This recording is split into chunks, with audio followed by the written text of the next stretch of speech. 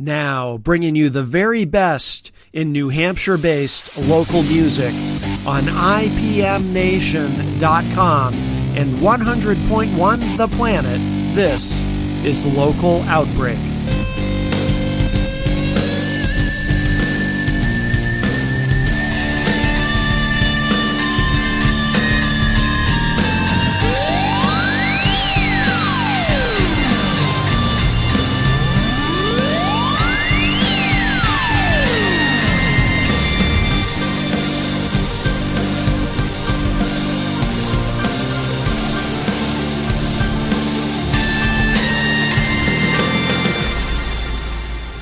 We have a wonderful musical guest with us here, Andrea Paquin. I've learned how to pronounce the last name correctly. How are you? Welcome. Thanks. How are you? Very well, very well. Looking forward to this. So you're going to play a few tunes for us, and then we're gonna talk, get to know you a little bit. So sure. This will be fun. Oh, and I will say before we go any further, hello to Amy Bates. If one of my radio brethren, if she is listening, which she probably is. I think she is. Yeah, I think she most likely is. I actually shared the Facebook feed to her page. So and I did too. Good. So she'll definitely see it. These are songs that are from your upcoming album. Is that correct? Yeah, I'm doing a 6-song EP, and I'm going to do a few songs off of that project. That I actually started the project today, so we can talk about that after if you'd like. Absolutely, yeah. Very, very curious to know more. All right, my friend, I'll let you go ahead and introduce the first song. All right, this song is called "If You Were Mine."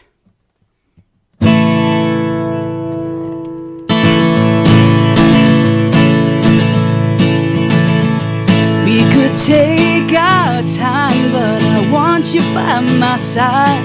Whatever we do, I'm so happy with you. What are you thinking of? Oh, what are you thinking of? So much that was left behind, sometimes on my mind. The view of the horizon's new, and I don't see an end in sight. I don't see an end in sight. Would it be alright to say I think our stars are aligned? I'd be a true romantic if you were mine. I know you've been down and out, but open up your eyes and see that blue sky. It will be all that you ever need. It will be all you'll ever need. There is nothing I wouldn't do to see that view with you. I know I've been there too, but there's a hope living inside of me. There is a hope right here inside of me. Would it be alright to say I think our stars are aligned? I'd be a true romantic if you were mine. I'd be a true romantic if you were mine.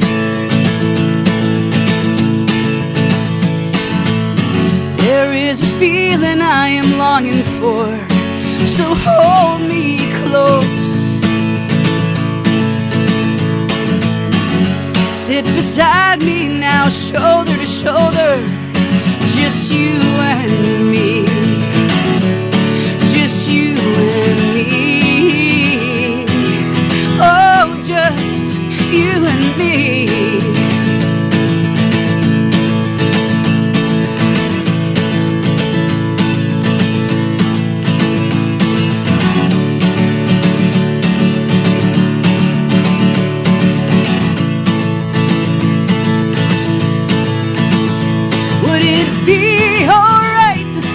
I think our stars are aligned.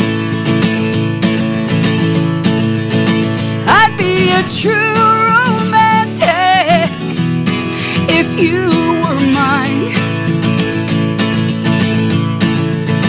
I'd be a true romantic if you were mine. I'd be a true romantic if you were mine.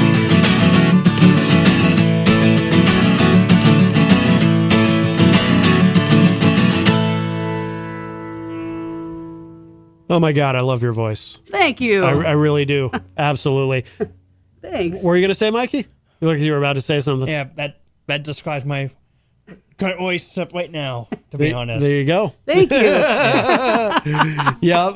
You're getting a lot of love in the chat room too. Jenny is in there, of course. Oh, and yay. NH Women Folk. Oh, yeah, A that's- group on Facebook. Oh, Yep. yeah. Yep. That's my ladies. They say bravo. Aw. Ann Roy is in there and says she's awesome.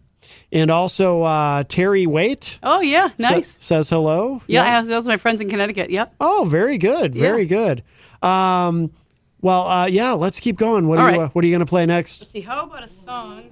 I'm gonna do, and this is a song. So I'm gonna do a song called Recovery. Okay. Yep. And this is also gonna be on the new EP. Very good. Very good. All right.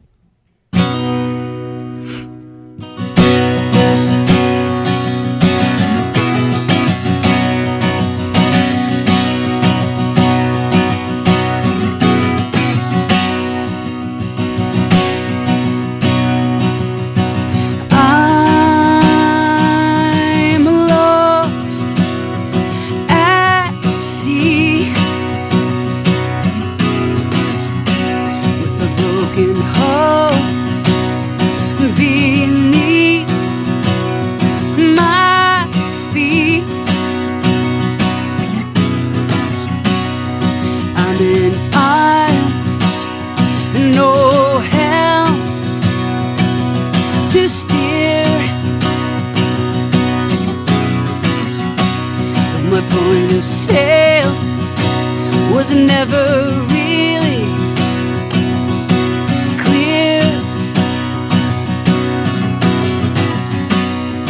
and it forces me to abandon ship. No islands in view. Yeah, it forces me to abandon ship. No islands in view. These thoughts are killing me. Oh, I need recovery. These thoughts are killing me. Oh, I need recovery.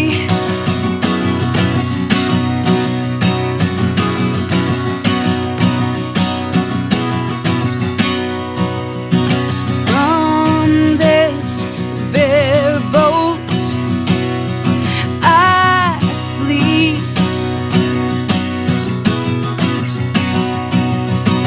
fending off my enemies at sea. I fight to stay above the swells while longing for the sounds of the surf. And it leads me to an unknown shore, though I swear I've been there before. Yeah, it leads me to an unknown shore, though I swear I've been there before. These thoughts are killing me. Oh, I need recovery. These thoughts are killing me. Oh, I need recovery.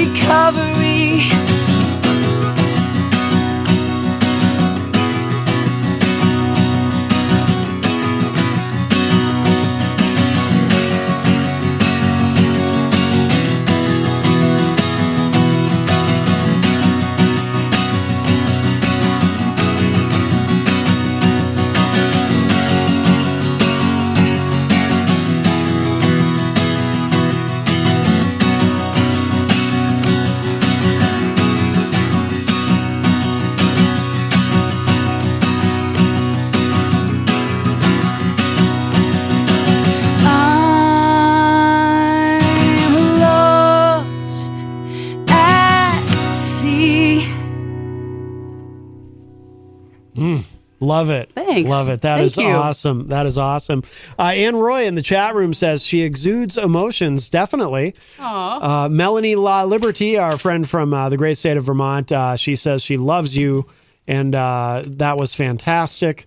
Miriam Banish says great voice. Awesome. Thank you. Yeah, you're getting a lot of love in there. That's cool. Definitely.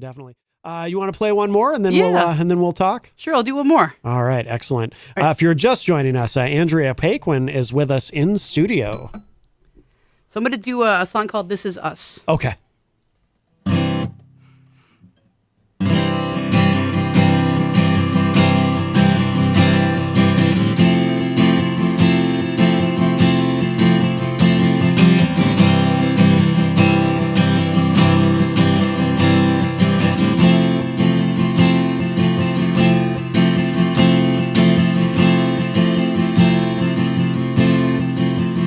There's a hole in the wall behind the picture frame that I took down.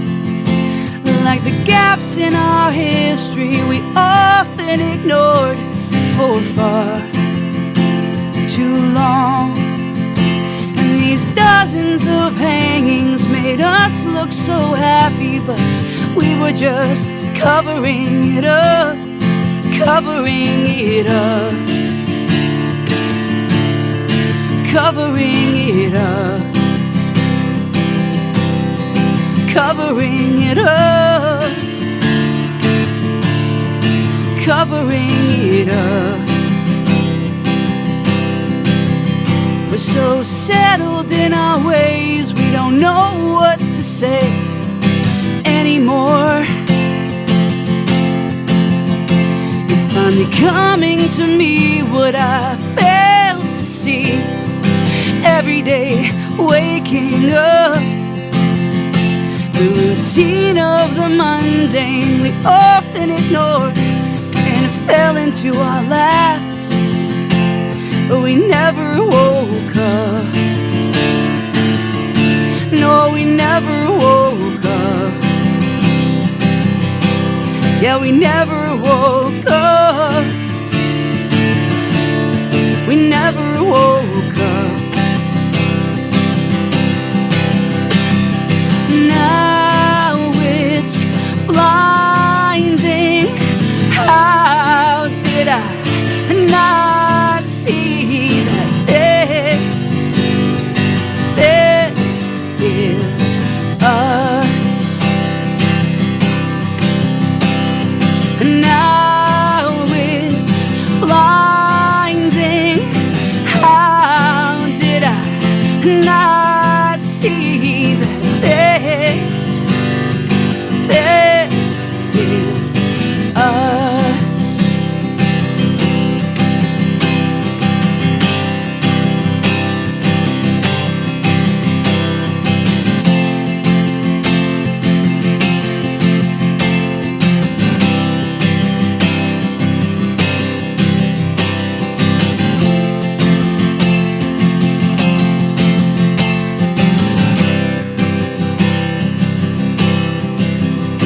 There's a hole in the wall behind the picture frame that I took down.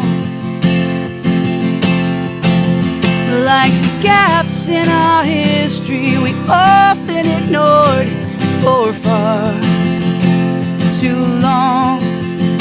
And these dozens of hangings made us look so happy, but we were just covering it up, covering it up, covering it up, covering it up, covering it up. Now it's blinding. How did I not see that this is us? Now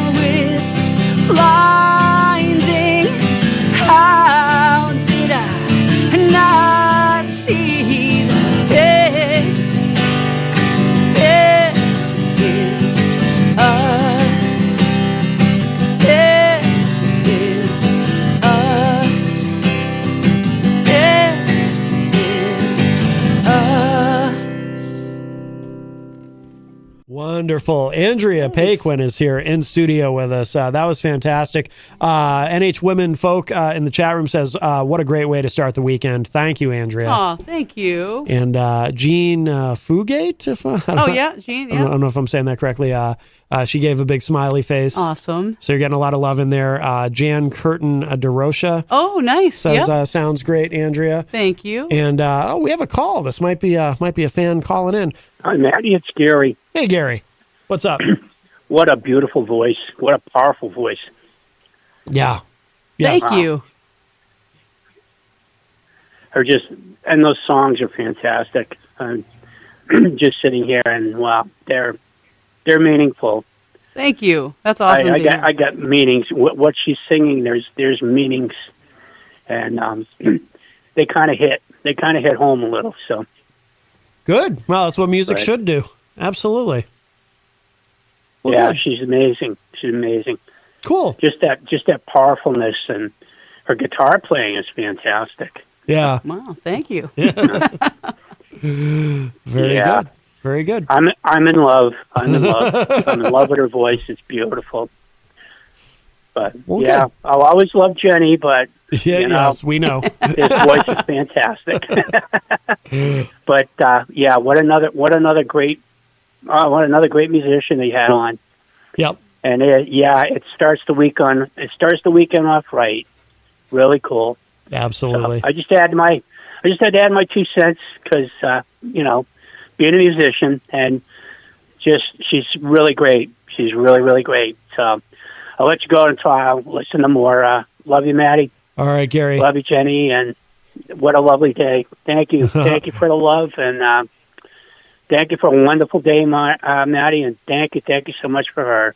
She's great. Bye-bye. All right. Bye, Gary. Thank you for the call. Appreciate it. All right, that was our friend Gary, and we're going to take a quick break. I'm actually going to play a studio track here of Andrea's Boxer. This is another one of my favorites that is on the website. It's a nice website, by the way, AndreaPaquin.com. I'm a website nerd, so I notice nice websites. So, Andrea Paquin is here with us in studio. Don't go away. There is plenty more to come.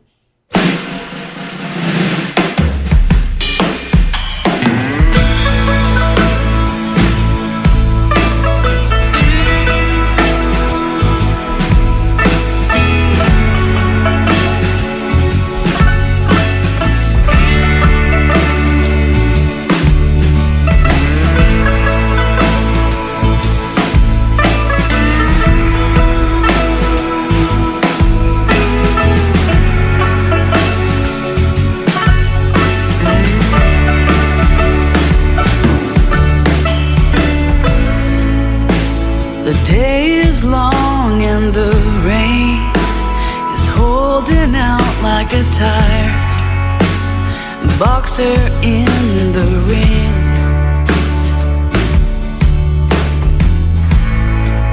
I want to throw a punch, but it won't do too much at all. This I know for sure.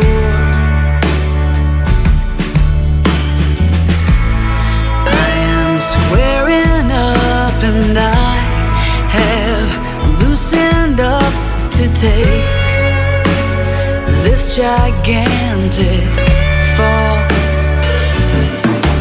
But in 1, 2, 3, I'm stepping out. 1, 2, 3.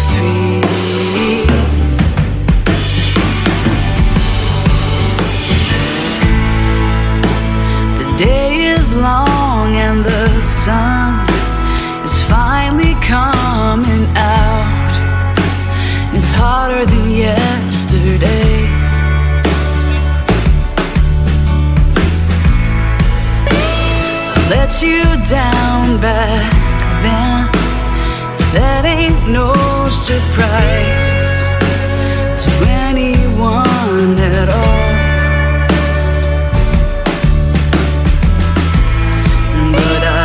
Pick myself back up and keep on moving on.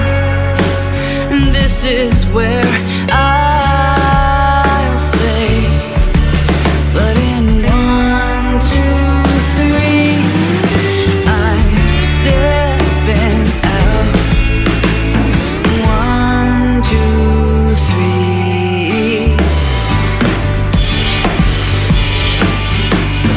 1, 2, 3.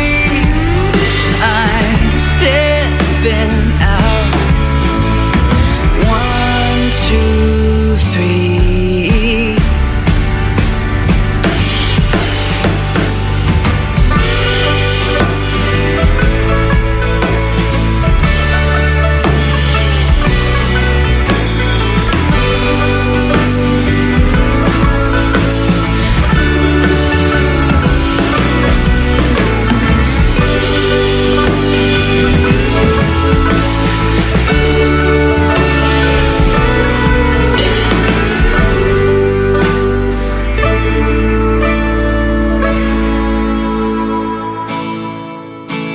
The day is long and the rain is holding out like a tired boxer in the ring.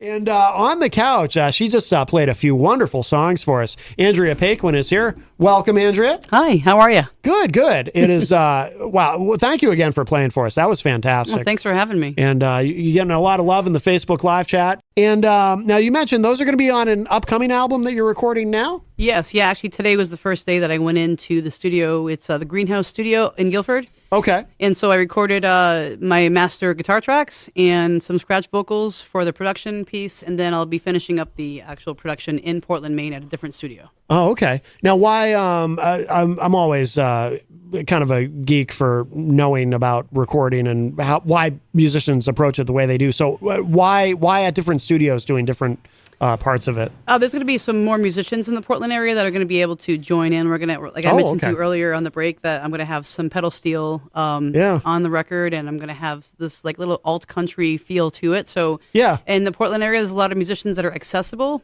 in that actual studio. They have a lot of connections, so we're going to just wrap it up there, I think. And I'm going to do all my master vocal tracks in Portland, Maine. What's the studio in Portland? I think it's just the studio in Maine. The studio in Portland. Oh, that's what it's called? I'm pretty sure that's what it's called. Oh, yeah. wow. Yeah. I think so. Don't quote me. I'm not sure yet. That's cool. That's cool. Great music scene in Portland. Oh, it's awesome. Yeah. It's always been a lot of very talented musicians there. So that's going to be, you were also telling me during the break too, so it's going to be kind of a different vibe than your previous studio work. It'll be a little similar, but it's going to be more of that alternative country feel, kind of like a Jayhawks type sound. Oh, cool. Yeah. So definitely just kind of incorporating some new instruments just to change it up a little bit. And I'm with I work with New Hampshire Music Collective. They are a booking agency throughout New Hampshire. And so they do a lot of my booking, and they actually connected me with this studio. So very good. Yeah, it worked out really well. Why the change in approach as far as the music? I don't know. I just feel it. I just felt the different. I'm listening to a lot of different artists lately, and I've just been influenced with that sound. Yeah. And you actually, so you were telling me earlier, so you live in Connecticut, but you come up here to record and play shows? Yeah. So I do play in Connecticut sometimes, and I play in Maine. I do most of my shows in New Hampshire through New Hampshire Music Collective. Okay. Which is a very large booking agency in New Hampshire. Okay. And you're from here originally, I'm from Manchester, New Hampshire originally. Wow, yeah. You grew up here? Oh, yeah. Oh, no kidding. Yeah, I went to Central High School. I went to... Oh, I'll be damned. Oh, yeah. Okay, What year did you graduate? I graduated in 97. 2013 here. Oh, okay. Yeah. Do you know Peter White? I know. Because he because he grew up. See, I grew up in Concord. I didn't grow up in Manch, but Peter grew up here, and he seems to kind of know everybody. So, yeah. So you grew up here. You went to high school here, and then what took you to Connecticut? Well, Connecticut was I moved to Connecticut in 2006. Okay. And then I ended up performing full time, and I was touring the Northeast. Connecticut was central to everything, Boston, New York, Rhode Island, Massachusetts. Everything was within 2 hours for the most part. So that was a real great way to tour the Northeast. That makes sense. Yeah. So I did that for a few years, full time, and then the booking and the managing myself got pretty exhausting. I didn't have a lot of help, so I decided to back off a little bit.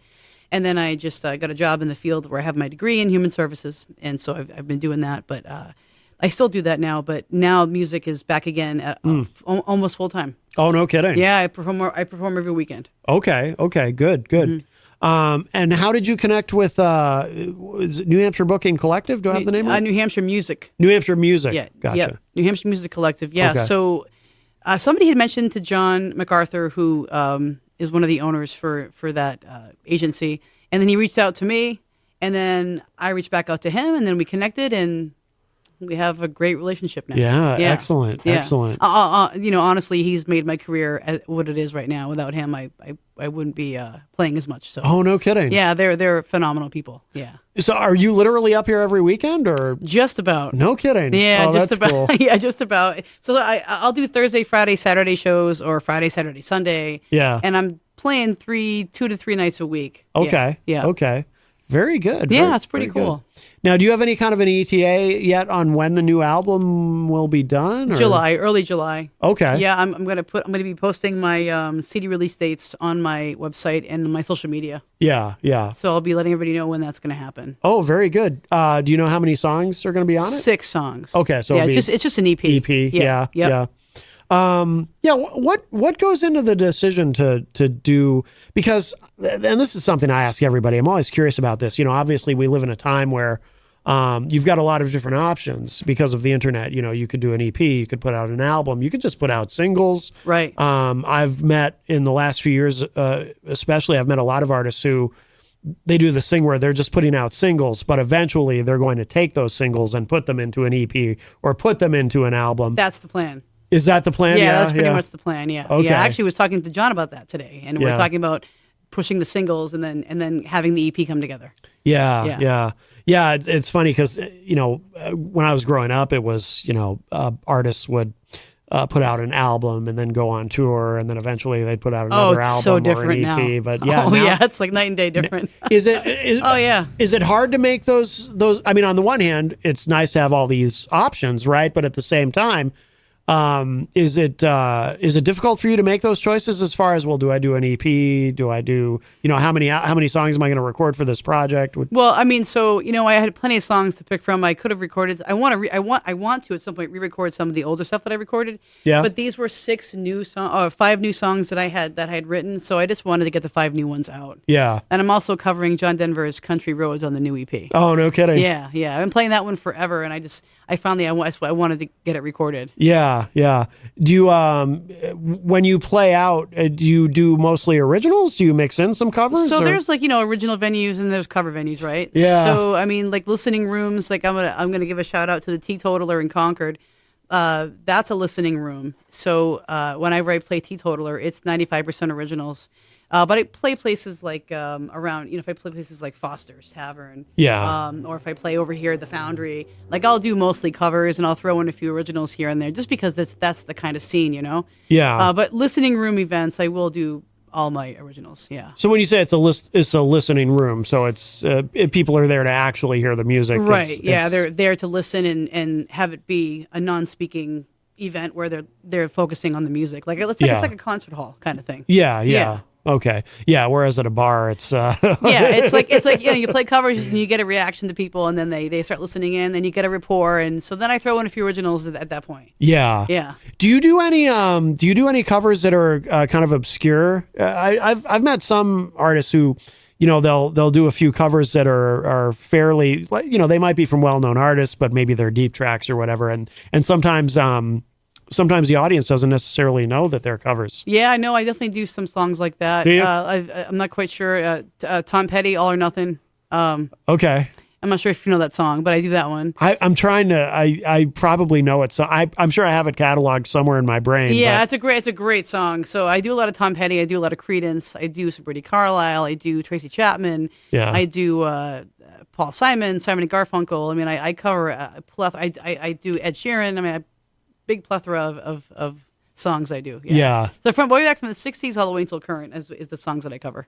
Do you have any idea how many songs you know? Could you put a number on it? I have about almost 5 hours of music I could play. Wow.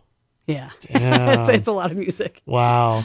Do you ever go back and relearn something you might have forgotten? Yeah, I'll go back and look, but I'm old school. All these artists are out with their tablets and I still have the old book. Yeah, I have my old book on my stand and I flip through and it's about this big. Yeah. But they're like, you should probably get my friends like, you want to get a tablet? I was like, I don't know, because I'm used to this this book, because it's full. It's my cover songs. I can't memorize five hours of cover songs. Right, It's of not course. But yeah, that's my lifeline right there. Yeah.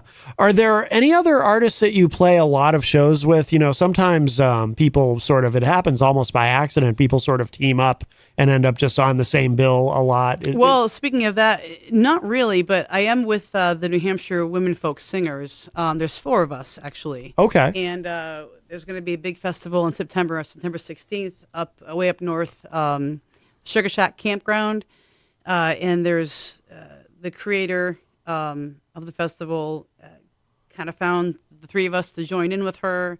And it's just a really amazing group. You have to if people are interested in hearing this folk group, which I would highly suggest and recommend, it's New Hampshire Women Folk. Okay. Yeah, it's just amazing. I mean, it's going to be a really great event. It's focusing on music, and it's focusing on women's music. Yeah. And bringing in artists who are independent, who don't have a name yet for themselves. Yeah. And featuring these people who are very talented, who deserve the stage.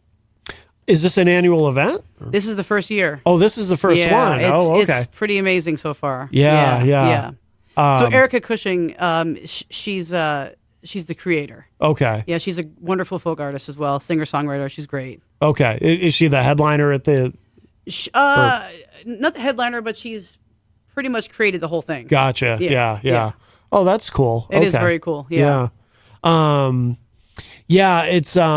It's nice to see too, just a lot of live music happening in general, because obviously with COVID, everything really shut down for a while there. I mean, did that, because you had mentioned too that, you had kind of, you had really slowed down with the music career for a while. Did that play any kind of a role in that, sort of just having that, the pandemic foisted upon you? Yeah, at some point it did. So I have my son, he's 8 years old. So when I had Noel, I was playing a little bit, but then I just kind of really, maybe 4 times a year I was playing. Yeah. Very low key. Oh, okay. And then over the past year is when I started getting back into it. But the pandemic, I didn't play out at all, hardly, but I am a program director for a nonprofit agency in Connecticut, and we service people with disabilities. Yeah. So I oversee programs where people live there. Oh. So during that year, the initial pandemic year, they weren't able to leave their houses. They weren't able to see family. They were like literally secluded in their homes. So what I did was I created a Thursday night live music event called Together at Home. Yeah. So I would go online every Thursday at 6:00. And all the group homes would join in, and they would be able to see live music. And I did that for an entire year, every Thursday. Oh, no kidding. Yeah, that was pretty awesome. Oh, that's cool. Were you able to tell how many? It was homes. So it started. It's because it was Zoom, because you could see all the Zoom people entering in. So it started off with like 5 or 6 people, and then it turned out to be about 30 people. No kidding. Well, 30 individuals, but several locations. So it was great for them because they were able to have a community during pandemic. Yeah. Did you write any? Have you written any songs about that period? No, not really. Because I was working in the group home, and I really didn't, because it wasn't that different for me, because we went to work and I could not go to work. So my lifestyle didn't really change. Exactly. Yeah. No, that makes sense. Yeah. That makes sense. You're up here every weekend playing. Are there also, what's the music scene like in Connecticut? Are you able to, or do you even have time to engage in the music scene much there? Because you're up here quite a bit. It's just different. It's weird. It's a different kind of scene. Like New Hampshire loves music. Yeah. I feel like New Hampshire is just like music driven on the weekends. Like local music is really, big here. Yeah. I think it's okay in Connecticut. Yeah. It's just a whole different way to approach music in Connecticut. Like booking myself has been difficult there. Really? Yeah, it's just really weird. Yeah. Is there just a lack of? Do you think there's a lack of appreciation for local music? They're just not. It's different. It's different. Yeah. I would say I wouldn't know if I would say that, but it's definitely a different feel. Yeah. It's not the same. When I come here, it's like amazing. Yeah. Do you ever do you do shows in Boston or? So I used to play in a band called the Everyday Visuals, and I was their bass player. I remember the Everyday Visuals. Yeah, I was the I'll bass be player damned. for about 10 years. Oh, yeah. wow. And then we played a lot in Boston and a lot around here. But yeah, so I haven't been to Boston in a while. But with New Hampshire Music Collective, the goal is to get more in Mass. So Oh, okay. yeah, Yes. So 10 years you were in that band. 10 years, all through high school, college, and a little bit after college. No kidding. Okay. Now, when you left that? I mean, was the band ending, or did you No. leave and they kept going? No, I wanted to pursue my solo career. Yeah. I mean, I loved the music. I mean, it was like 4-part harmony, 3-part harmony, awesome band. I mean, Yeah, we were like a independent rock band. Very, Yeah. very, very awesome music. Yeah. But I just, we parted ways, and all of my projects that you hear were engineered by some of the guys in the band. Oh, no kidding. Yeah, so Okay. everything that's recorded was done by the guys. Yeah. Does that band still exist in some form? Or? Yeah, a little bit. So the lead singer, Christopher Pappas, he does his own thing. Kyle Fredrickson was the guitar player, engineer type guy. He's doing his own thing. And then Joe Siders, the drummer, is actually now the drummer for the new Pornographers. Oh, okay. No kidding. Yeah. Oh, that's pretty cool. It is pretty cool. Good for him. Good Wow. for him is right. Yeah, That's a good gig. and they're touring all the time. And Yeah. selling out places and Yeah. Yeah. Oh, wow. That's and he's great. I mean, all those guys in the band. I mean, amazing musicians. I mean, Chris was the main songwriter. He wrote all the songs, and just very talented guys. Is everything that you're doing now, is that all you in terms of the writing? Yeah, or have you, it's all me. all you. Yeah. Yep. Do you ever have you ever considered collaborating with anyone, or do you want to keep your solo stuff? No, well, through Lisa? Erica, I mentioned before. Her and I have been talking about doing some co-writes. Yeah. It's really important, I think, to co-write because it opens you up to different ways of songwriting. Sure, sure. Because you're kind of boxed in your own way, and then if you co-write with somebody, it's just like, oh, I never thought of that, and then Yeah. you start opening up your writing style. And you mentioned you played bass in Everyday Visuals. Yes. What was your first instrument? Was Bass. You started on bass, and then Yeah, I had a 4-string Washburn. Oh, no kidding. Yeah, and then I upgraded to a 5-string Ernie Ball, Oh, which is a Music Man, which is an amazing bass. It's a solid rock bass. Yeah, and then I got my Taylor acoustic. see, I'm a bass player, so as soon as somebody mentions more than 4 strings, I'm like super impressed. I'm like, you used to play a 5-string? Oh man, it's the best. That low B is the low B on that bass can make so many different sounds. And No, it's just, I'm it's sure great. I'm sure it's awesome. I can't. I've never attempted it. See, I started on bass because, and bass players hate when I say this, but it's just the truth. So when I was a kid, I took guitar lessons. And unfortunately, I was one of those lazy kids who, if I wasn't good at it right away, I would get bored with it. So, because okay, I could continue to learn these scales and chords, but I really like that video game, and I'm good at that. So it was that kind of thing, Yeah. I took lessons, but I plateaued because I didn't have the discipline. I wish I had. But anyway, so then in high school, I picked up a bass, just fooling around with some friends musically. I picked up a bass, and I seemed to have a feel for it, but I also was keenly aware. I remember this is the part that bass players hate when I say this, but I remember thinking 2 less strings, and I don't have to know any chords. I think I found my instrument. And then That's funny. I went on to play bass in a bunch of bands, but Oh, that's cool. Yeah. So I can play guitar a little bit, just power chords. Like I could be in a punk band if I wanted to, Right. probably, but that's about the best I could do. But so you started on bass and then you went to guitar. Yeah, yep. And then I usually play all the bass tracks on my records. Usually, Okay. this one I don't know if I'm going to or not. I haven't played in several years, so I'm a little dusty. So And that guitar you have sounds fantastic. Yeah, It's it's got my- a very rich, full sound. yeah, it's my Taylor. It's only a 314 or 315. And I bought it. This guitar is 20 years old. No kidding. Yeah. Oh wow. Yeah. Wow. It has the original Fishman pickup Yeah. in the Taylor because the new Taylors have a new model. Okay. And people just love this old model much better. Oh wow. Yeah, and it sounds amazing. Yeah, it does. Is that the only guitar you use? Yeah, for the most part. Yeah, I don't blame you. No, Yeah, really. I yeah, mean, no, it it sounds great. it sounds really Yeah, good. it is a good one. Yeah. Yeah. And it's warmed up over the years. The wood ages and you get that deeper tone because Taylors tend to have a higher end sound to them. Okay. But once you play a Taylor for 20 years, it's a lot warmer because Taylors are very bright. I've heard people say that. Yeah, Yeah. Like Martins are warmer, Guilds are warmer, Taylors are bright. Yeah. Yeah, that's interesting. Yeah. So I assume that's a guitar you use on all Yeah. the Oh, yeah. in the studio. Yeah, yeah. Oh, very nice. Yeah. very Thanks. nice. It's pretty sweet. Yeah, That's my pal, you know? yeah. Do you have? I know I asked you how many songs you know. Do you have any idea how many songs you've written? God, probably 80, 100. Yeah, yeah. I would say maybe 100.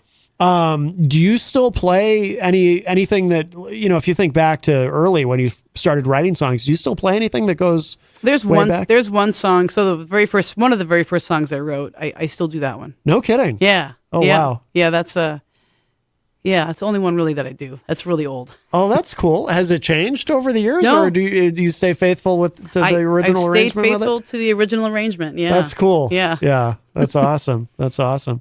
And when did so the studio material that we've been featuring on the show? Obviously, you've got the new one that's coming out, and you said probably July. Yes, early July. Yeah. So the songs that are on your website currently that we've been playing, when did those come out? Those were 2015, I think, or 2014. Okay. 2014 or 2015. Yeah, it's been a while since I've done anything. Yeah, yeah. And yeah. that's what I mean. So I kind of laid low, but now that I'm back in it, I'm like, well, I got to get something new out there. Right, no doubt.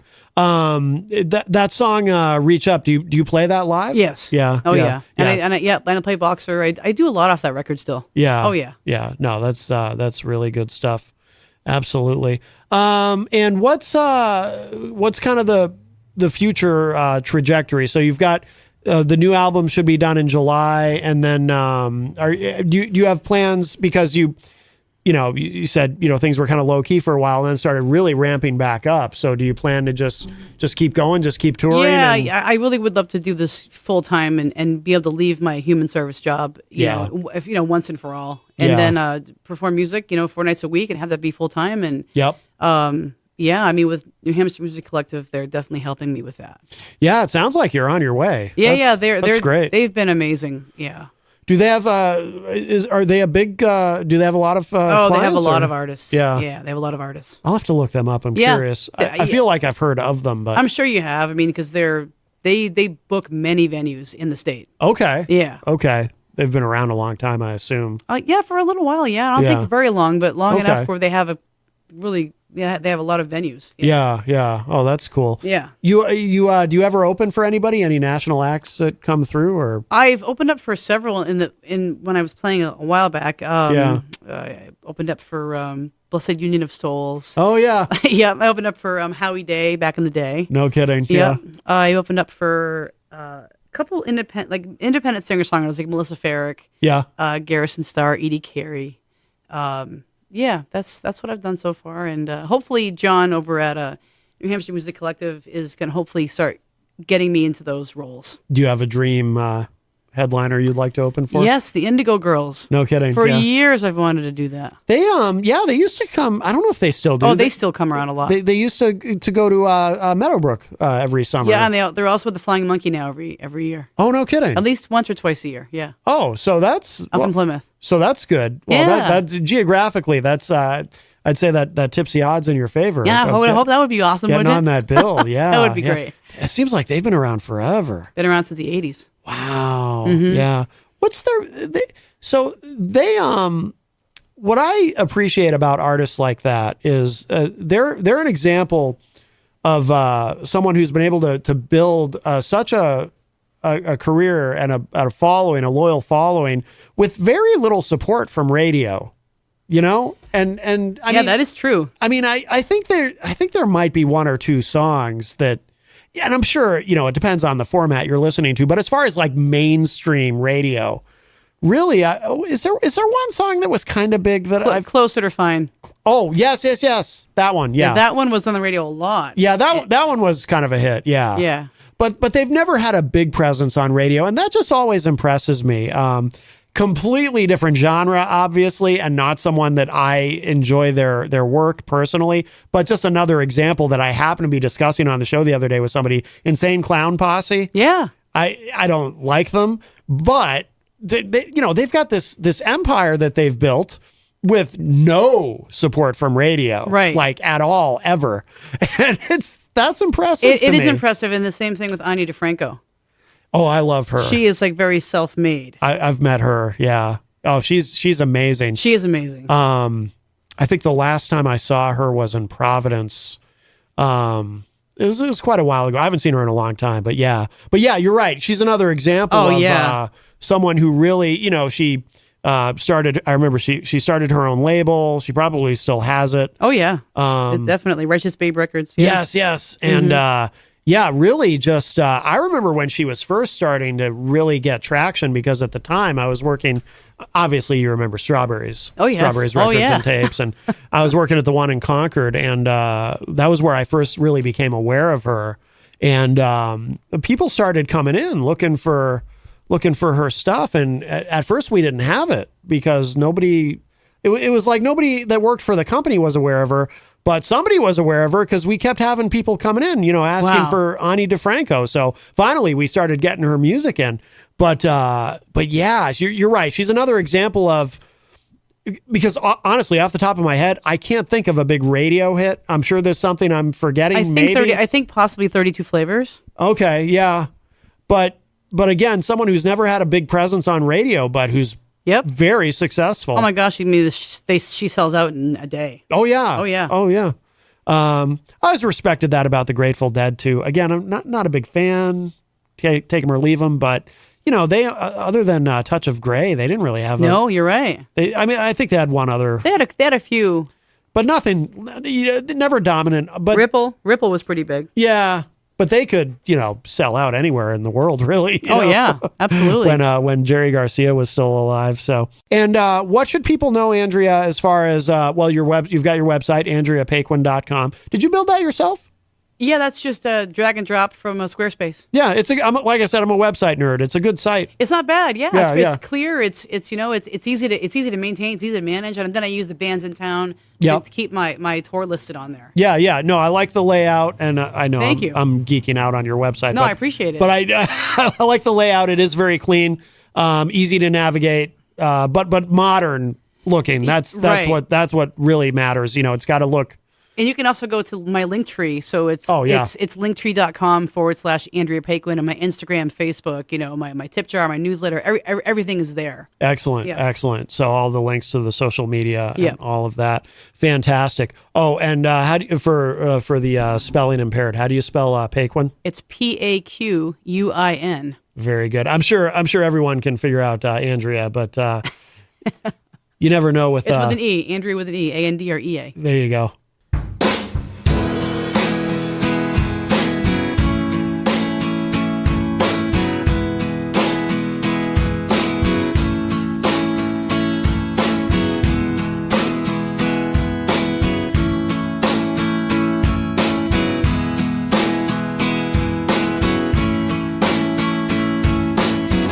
I could turn these healing hands around. And who am I going to be close to now? I thought I missed you, but now I know I just missed that something. Yes, I know I just missed that something, because I'm not the person I was